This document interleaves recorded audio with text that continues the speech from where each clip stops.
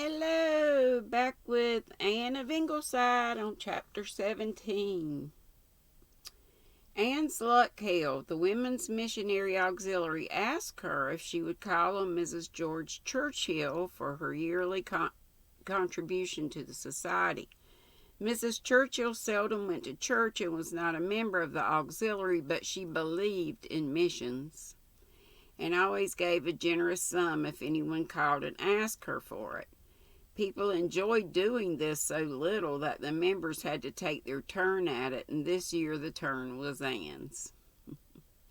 She walked down one evening taking a daisied trail across lots, which led over the sweet, cool loveliness of a hilltop to the road where the Churchill farm lay, a mile from the glen. It was rather a dull road with gray snake fences running up steep little slopes. Yet it had home lights, a brook, the smell of hayfields that run down to the sea, gardens. Anne stopped to look at every garden she passed. Her interest in gardens was perennial. Gilbert was wont to say that Anne had to buy a book if the word garden were in the title. A lazy boat idled down the harbor, and far out a vessel was becalmed. Anne always watched an outward-bound ship with a little quickening of her pulses. She understood Captain Franklin Drew, when she heard him say once as he went on board his vessel at the wharf, "God, how sorry I am for the folks we leave on shore." The big Churchill house, with the grim iron lacework around its flat mansard roof, looked down on the harbor and the dunes. Mrs. Churchill greeted her politely, if none too effusively, and ushered her into a gloomy and splendid parlor, the dark brown papered walls of which were hung with innumerable crayons of departed Churchills and Elliots. I guess it's art, like pictures of the people. We got portraits. Oh my God, I can't talk. Where was I? Of departed Churchills and Elliots. Mrs. Churchill sat down on a green plush sofa, folded her long thin hands, and gazed steadily at her caller. Mary Churchill was tall and gaunt and austere. She had a prominent chin, deep-set blue eyes like Alden's, and a wide, compressed mouth. She never wasted words, and she never gossiped, so Anne found it rather difficult to work up to her objective naturally, but she managed it through the medium of the new minister across the harbor, whom Mrs. Churchill did not like. "He is not a spiritual man," said Mrs. Churchill coldly. "I have heard that his sermons are remarkable," said Anne. "I heard one and do not wish to hear more. My soul sought food and was given a lecture. He believes the kingdom of heaven can be taken by brains. It cannot. Speaking of ministers, they have a very clever one at Lowbridge now. I think he's interested in my young friend, Stella Chase. Gossip says it will be a match." "Do you mean a marriage?" said Mrs. Churchill. Anne felt snubbed, but reflected that she had to swallow things like that when you were interfering in what didn't concern you. "I think it would be a very suitable one, Mrs. Churchill. Stella's especially fitted for a minister's wife. I'd been telling Alden he mustn't try to spoil it." "Why?" asked Mrs. Churchill without the flicker of an eyelid. "Well, really, I'm afraid Alden would stand no chance whatever. Mr. Chase doesn't think anyone good enough for Stella. All Alden's friends would hate to see him drop suddenly like an old glove. He's too nice a boy for that." "No girl ever dropped my son," said Mrs. Churchill, compressing her thin lips. Anne's playing these people just like cards. It's always the other way around. He found them out, for all their curls and giggles, their wrigglings and mincings. My son can marry any woman he chooses, Mrs. Blythe. Any woman. Oh, said Anne's tongue. Her tone said, "Of course I'm too polite to contradict you, but you have not changed my opinion." Mary Churchill understood, and her white shriveled face warmed a little as she went out of the room to get her missionary contribution. "You have the most wonderful view here," said Anne when Mrs. Churchill ushered her to the door. Mrs. Churchill gave the gulf a glance of disapproval. "If you felt the bite of the east wind in the winter, Mrs. Blythe, you would not think so much of the view. It's cold enough tonight. I should think you'd be afraid of catching cold in that thin dress, but not but what it's a pretty one. You are young enough still to care for gauds and vanities. I have ceased to feel any interest in such transitory things." Anne felt fairly well satisfied with the interview as she went home through the dim green twilight. Of course she couldn't count on Mrs. Churchill. She told a flock of starlings who were holding parliament in a little field scooped out of the woods. But I think I worried her a little. I could see she didn't like having people think Alden could be jilted. "Well, I've done what in me lies with all concerned except Mr. Chase, and I don't see what I can do with him except when I don't even know him. I wonder if he has the slightest notion that Alden and Stella are sweethearting. Not likely.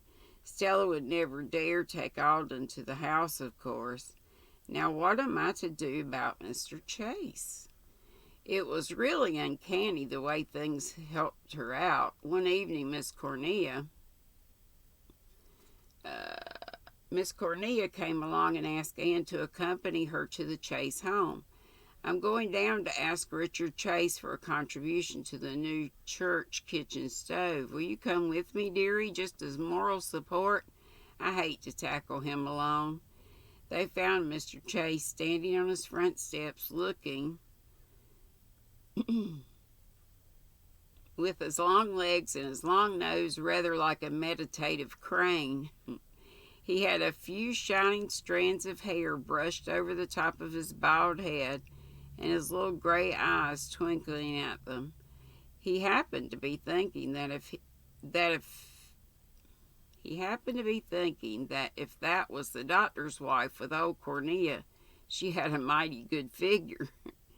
As for Cousin Cornelia, twice removed, she was a bit too solidly built and had about as much intellect as a grasshopper. But she wasn't a bad old cat at all if you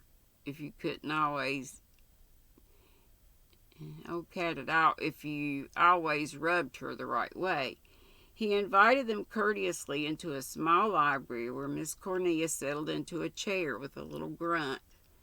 "It's dreadful hot tonight. I'm afraid we'll have a thunderstorm. Mercy on us, Richard, that cat's bigger than ever." Richard Chase had a familiar in the shape of a yellow cat of abnormal size, which now climbed up on his knee. He stroked it tenderly. "Thomas, the rhymer, gives the world assurance of a cat," he said. "Don't you, Thomas? Look at your Aunt Cornelia, rhymer. Observe the baleful glances she is casting at you out of orbs created to express only kindness and affection." "Don't call me that beast, Aunt Cornelia," protested Mrs. Elliot sharply. "A joke is a joke, but that's carrying things too far." "Wouldn't you rather be the rhymer's aunt than Nettie Churchill's aunt?" queried Richard Chase plaintively. "Nettie is a glutton and a wine bibber, isn't he? I've heard you giving a catalogue of his sins. Would you rather be aunt to a fine upstanding cat like Thomas, with a blameless record where whiskey and tabbies are concerned?" "Poor Ned is a human being," retorted Miss Cornelia. "I don't like cats. That is the only fault I have to find with Alden Churchill. He has got the strangest liking for cats, too. Lord knows where he got it. Both his father and mother loathed them." "What a sensible young man he must be." "Sensible? Well, he's sensible enough, except in the matter of cats. and his hankering after evolution, another thing he didn't inherit from his mother. Do you know, Mrs. Elliot, said Richard Chase solemnly, I have a secret leaning towards evolution myself.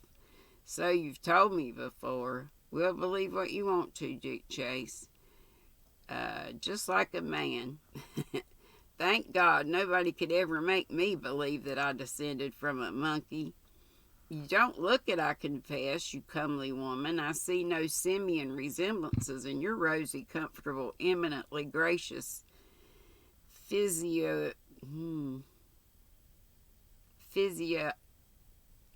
can't say it.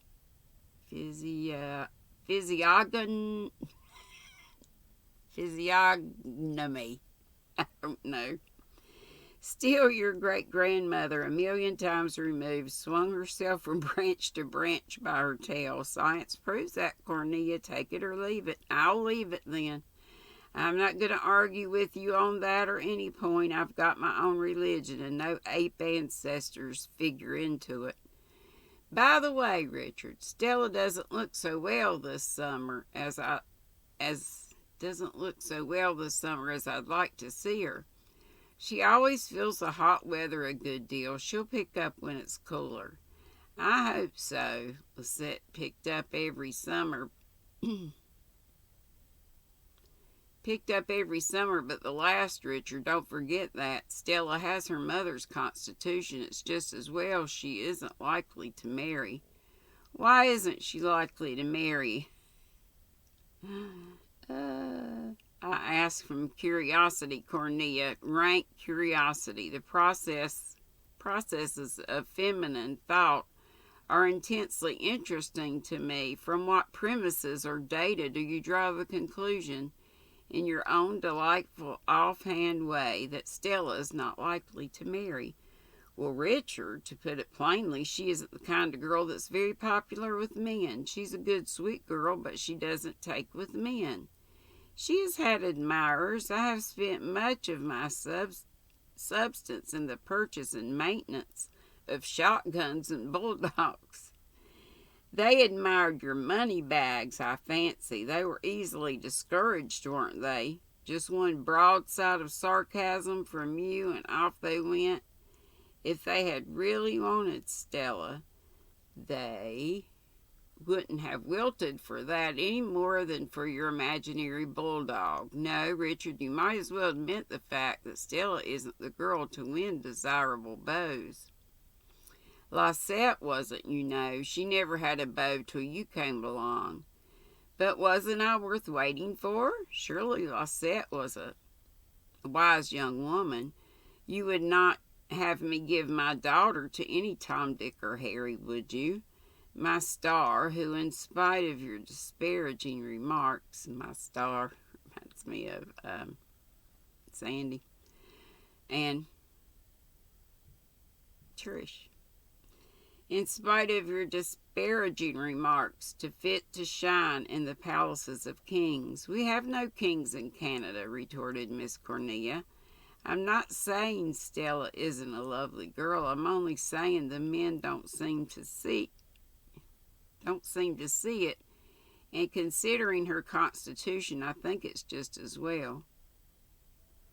A good thing for you, too. You could never get on without her. You'd be just as helpless as a baby. Well, promise us a contribution to the church stove range, and we'll be off.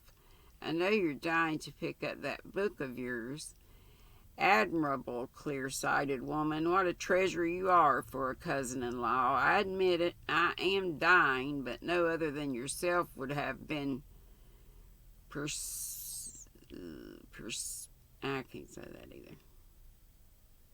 Enough to see it, or wouldn't have, or amiable enough to save my life by acting upon it. How much are you holding me up for? You can afford $5. I never argue with a lady. $5 it is. Going?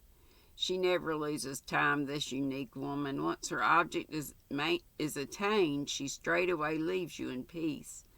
They don't hatch her breed of cats nowadays. Good evening, pearl of in-laws. During the whole call, Anne had not uttered one word. Why should she when Mrs. Elliot was doing her work for her so cleverly and unconsciously? But as Richard Chase bowed them out, he suddenly bent forward confidentially. "You've got the finest pair of ankles I've ever seen, Mrs. Blythe, and I've been about a bit in my time." "Isn't he dreadful?" gasped Miss Cornelia as they went down the lane. "He's always saying outrageous things like that to women. You mustn't mind him, Anne dearie." Anne didn't. She rather liked Richard Chase. I don't think, she reflected, that he quite liked the idea of Stella not being popular with the men, in spite of the fact that their grandfathers were monkeys. I think he'd like to show folks, too. "Well, I have done all I can do.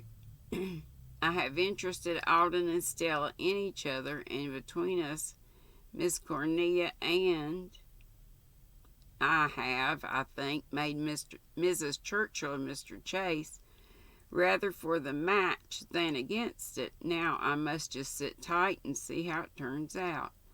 A month later, Stella Chase came to Ingleside and sat down by Anne on the veranda steps, thinking as she did so that she hoped she would look like Mrs. Blythe someday, with that ripened look, the look of a woman who has lived fully and graciously. The cool, smoky evening had followed a cool, yellowish-gray day in early September. It was threaded with the gentle moan of the sea. "The sea is unhappy tonight," Walter would say when he heard that sound. Stella seemed absent-minded and quiet. Presently she said abruptly, looking up at the sorcery of stars that was being woven in the purple night, "Mrs. Blythe, I want to tell you something." "Yes, dear?" "I'm engaged to Alden Churchill," said Stella desperately. "We've been engaged ever since last Christmas. We told Father and Mrs. Churchill right away, but we've kept it a secret from everyone else just because it was so sweet to have a secret. We hated to share it with the world, but we were going to be married next month." Anne gave an excellent imitation of a woman who had been turned to stone. Stella was still staring at the stars, so she did not see the expression on Mrs. Blythe's face. She went on a little more easily. It worked out real well, didn't it? "Alden and I met at a party in Lowbridge last November. We loved each other from the very first moment. He said he had always dreamed of me, had always been looking for me. He said to himself, 'There's my wife,' when he saw me come in at the door, and I felt just the same. Oh, we're so happy, Mrs. Blythe." Still Anne said nothing several times over. "The only cloud on my happiness is your attitude about the matter, Mrs. Blythe. Won't you try to approve? You've been such a dear friend to me since I came to Glen St. Mary."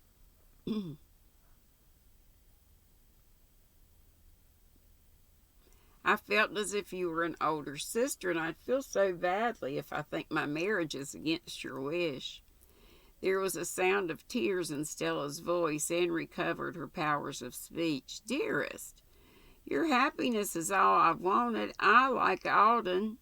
He's a splendid fellow, only he had the reputation of being a flirt. But he isn't. He was just looking for the right one, don't you see, Mrs. Blythe? And he couldn't find her. How does your father regard it?" "Oh, Father's greatly pleased. He took to Alden from the start. They used to argue for hours about evolution. Father says he always meant to let me marry when the right man came along. I felt dreadfully when leaving him, but he says young birds have a right to their own nest. Cousin Delia Chase is coming to keep house for him, and Father likes her very much. And Alden's mother? She's quite willing too. When Alden told her last Christmas that we were engaged, she went to the Bible, and the very first verse she turned up was, 'A man shall leave father and mother and cleave unto his wife.' She said it was perfectly clear then what she ought to do, and she consented at once. She's going to go to that little house of hers in Lowbridge. I'm glad you won't have to live with that green plush sofa, said Aunt. The sofa? Oh, yes, the furniture is very old-fashioned, isn't it? But she's taking it with her, and Alden is going to refurnish completely. So you see, everyone is pleased, Mrs. Blythe, and won't you give us your good wishes, too? Anne leaned forward and kissed Stella's cool satin cheek. I'm very glad for you. God bless the days that are coming for you, my dear. When Stella had gone, Anne flew up to her own room to avoid seeing anyone for a few moments. A cynical, lopsided old moon was coming out from behind some shaggy clouds in the east, and the fields beyond seemed to wink slyly and impishly at her. She kept stock of all the preceding weeks. She had ruined her dining room carpet, destroyed 2 treasure heirlooms. Oh, no. Oh, yeah, that guy's... And spoiled her library ceiling. She called those kids, what'd she say? They were a romp. That's another way of saying they're wild, I reckon. She'd been trying to use Mrs. Churchill as a cat's paw, and Mrs. Churchill must have been laughing in her sleeve all the time. Who, asked Anne of the Moon, has been made the biggest fool of in this affair? I know what Gilbert's opinion will be. All the trouble I've gone to bring about a marriage between 2 people who were already engaged. I'm cured of matchmaking then, absolutely cured. Never will I lift a finger to promote a marriage if nobody in the world ever gets married again. Well, there's one consolation. Jen Pringle's letter today, saying she is going to marry Louis Stedman, whom she met at my party. The Bristol candlesticks were not sacrificed entirely in vain. Boys, must you make such unearthly noises down there? We're owls. We have to hoot, Jim's injured voice proclaimed from the dark shrubbery. He knew he was making a very good job of hooting. Jim could mimic the voice of any little wild thing out in the woods. Walter was not so good at it, and he presently ceased being an owl and became a rather disillusioned little boy, creeping to Mother for comfort. Mummy, I thought crickets sang.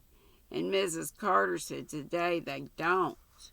They just make that noise scraping their hind legs. Do they, Mummy? Something like that. I'm not quite sure of the process, but that is their way of singing, you know. I don't like it. I'll never like to hear them singing again. Oh, yes, you will. You'll forget about the hind legs in no time and just think of their fairy chorus all over the harvest meadows and the autumn hills. Isn't it bedtime, small son? Mummy, will you tell me a bedtime story that will send a cold chill down my spine and sit beside me afterwards till I go to sleep? What else are mothers for, darling? So that's it for 17. We'll be on 18 tomorrow. Good Lord willing, the creek don't rise. Love to you all. Be sweet, don't be ugly. Bye-bye.